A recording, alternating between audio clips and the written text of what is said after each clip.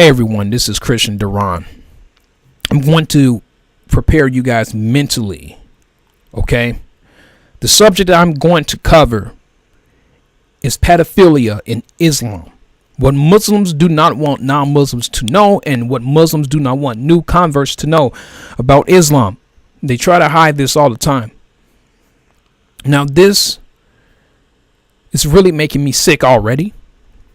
It's making me burn with anger, but I'm also disgusted as well.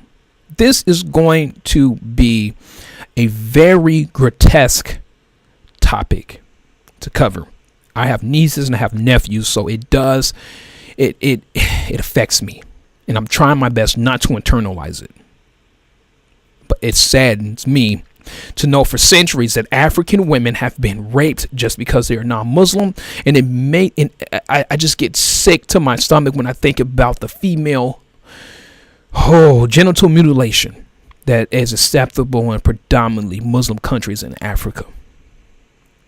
It makes me sick to my stomach when I think about the Coptic Christians whose daughters are kidnapped and sold as sex slaves to Muslims, and the police don't do anything about it in Egypt. I'm sickened by this too when I think about the European women in the European countries who have accepted these immigrants with open arms who are being raped. Rape has become an epidemic in European countries. And the reason why Muslim men are marrying little girls is because it's acceptable, because Muhammad did it. Remember now, he is their standard of absolute morale and also ethics. And every Muslim strives to emulate Muhammad. You guys, this is why I become completely apoplectic when I hear people say that Christianity and Islam are similar. That's a lie from the pits of hell. And only an imbecile will say something like that who is completely mentally lethargic. I'm going to do my best to hold my composure, so I will contain myself. But if I cry while making this video, so what? Well, be it, okay? This is sickening to me. This is using Islamic sources. Islam is accepted with open arms in the United States. People are defending this in the United States. They accept it with open arms and they embrace it. And they are unaware that they are hugging a wolf with rabies. Anyway.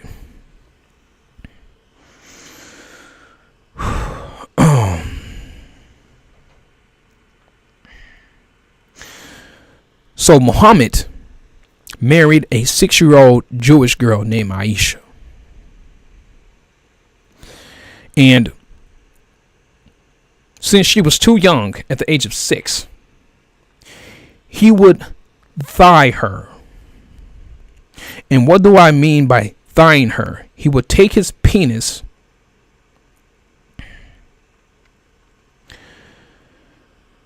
and he would put it between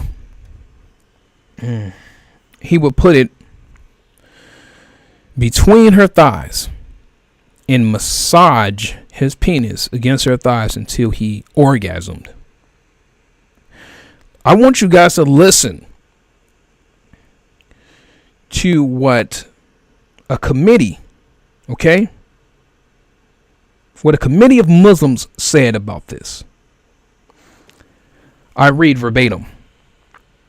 After the Permanent Committee for the Scientific Research and Fitwas Religious Decrees reviewed the question presented to the Grand Mufti Abu Abdullah Muhammad al-Shamari, the question forwarded to the committee by the Grand Scholar of the Committee with reference number 1809 issued 3/8/1421 Islamic calendar, the inquirer asked the following. It has become widespread these days, and especially during weddings, the habit of mufakatat of the children. And mufakatat literally translated means placing between the thighs, which means placing the male member between the thighs of a child.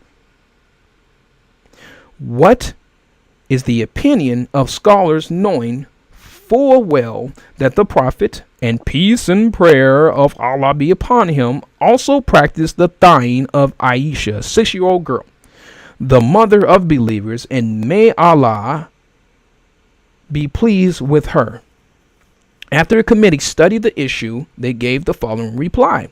It has been the practice of the Muslims throughout the centuries to resort to this unlawful practice that has come to our countries from pornographic movies that the kafir, the infidels, the enemies of Islam send. As for the prophet, peace and prayer of Allah be upon him, thine his fiancée Aisha, she was 6 years of age, and he could not have intercourse with her due to her small age. That is why the prophet, peace and prayer of Allah be upon him, placed his male member between her thighs and massaged it softly. As the apostle of Allah had control of his male member, not like unbelievers. So they are saying this sick pedophile who was in his 50s at the time when he married Aisha had control of his male member because he didn't penetrate her, but he placed it between her thighs and massaged it until he orgasmed, and they call that control in comparison to the unbelievers?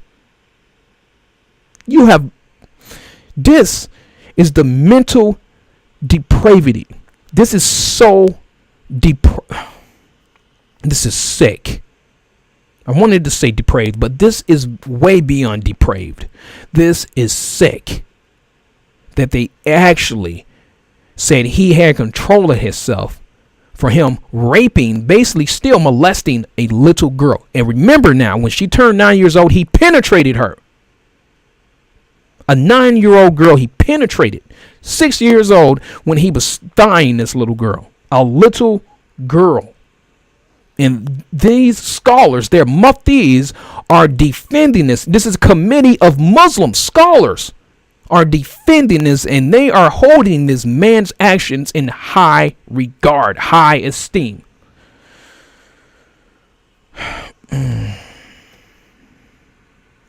Sahih Bukhari 16298, narrated by Aisha, the Prophet and I used to take a bath from a single pot while in the janab.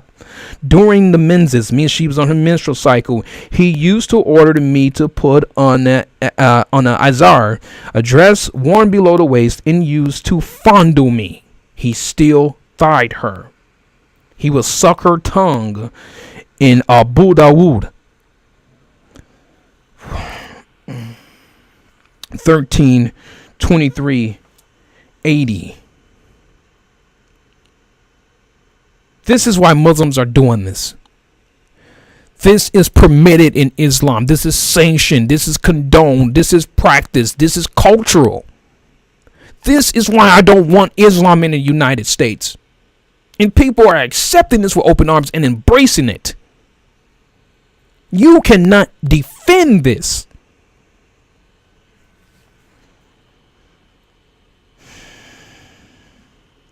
How can you defend something like this? How?